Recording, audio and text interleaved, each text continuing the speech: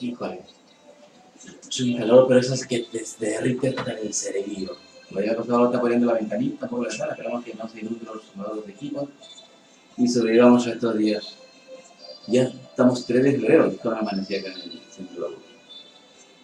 Juré que no iba a verte, mucho menos enloquecerme, pero no sé qué has hecho en mí. Es tu veneno que lentamente se apodera de mis deseos y me ahogan todos tus besos. No puedo hablar, solo sentir cómo estremeces todo mi cuerpo. Y tú bien sabes que no fui yo, no es culpable la situación. Que quede claro por esta vez, oh, que solo eres tú, solamente tú, la que con dulzura entiende mis palabras y ama mi locura, la que me domina con una sonrisa pintada en sus labios, la que entrega todo sin pedirme nada, solo quedarme, la que en silencio logra todo en mí, solo con un beso.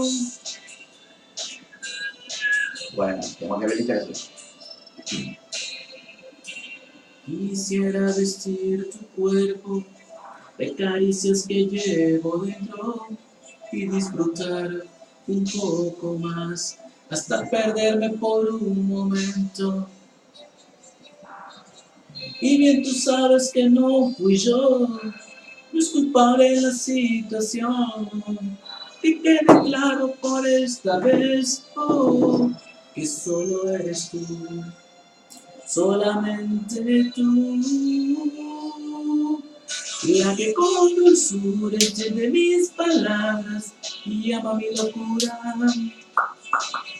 la que me domina con una sonrisa pintada en sus labios, la que entrega todo sin pedirme nada, solo quedarme, la que en silencio logra todo en mí, solo con un beso.